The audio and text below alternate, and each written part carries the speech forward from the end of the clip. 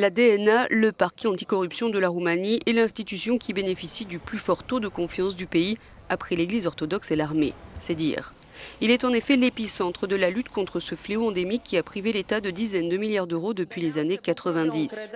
Dirigé par la procureure Laura Codruța-Kövesi depuis mai 2013 et regroupant plus d'une centaine de procureurs qui enquêtent, arrêtent et mettent en examen, l'institution a fait le ménage.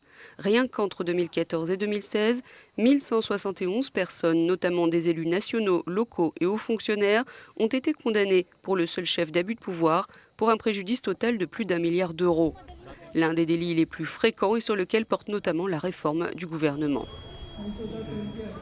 Avec ce décret, les peines encourues pour abus de pouvoir sont réduites. On passe d'un maximum de 7 ans de prison à 3 ans, voire à une simple amende.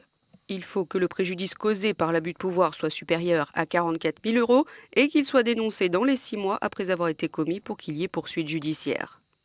Selon la DNA, cette réforme enterrerait la plupart des affaires. Plus d'1 millier de personnes sur les 2150 cas qui font actuellement l'objet d'une enquête échapperaient à la justice. Le décret dit aussi que les fonctionnaires ne peuvent plus être accusés de délits de corruption. Il n'y a donc non plus de réduction de peine pour les suspects qui dénonceraient ces délits. À partir du moment où un suspect n'aura rien à gagner à dénoncer ces actes, alors il n'aura plus intérêt à le faire. De tels actes resteraient dans l'ombre, une zone grise où l'État ne pourrait jamais les trouver ou les prouver. Un projet de loi a aussi été validé et doit être présenté au Parlement pour gracier 2500 prisonniers condamnés à moins de 5 ans d'emprisonnement. Cela doit permettre de désengorger les prisons, explique le chef de la commission de justice au Parlement.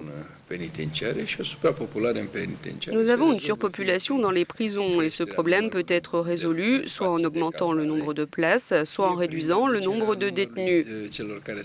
Le plus rapide est d'amnistier des prisonniers. Nous avons été critiqués par la Cour européenne des droits de l'homme qui nous a donné des exemples à suivre. Donc nous les avons suivis.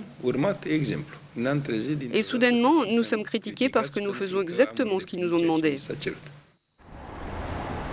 Juste avant les élections de décembre, 95% des Roumains souhaitaient que la lutte contre la corruption soit une priorité du futur gouvernement.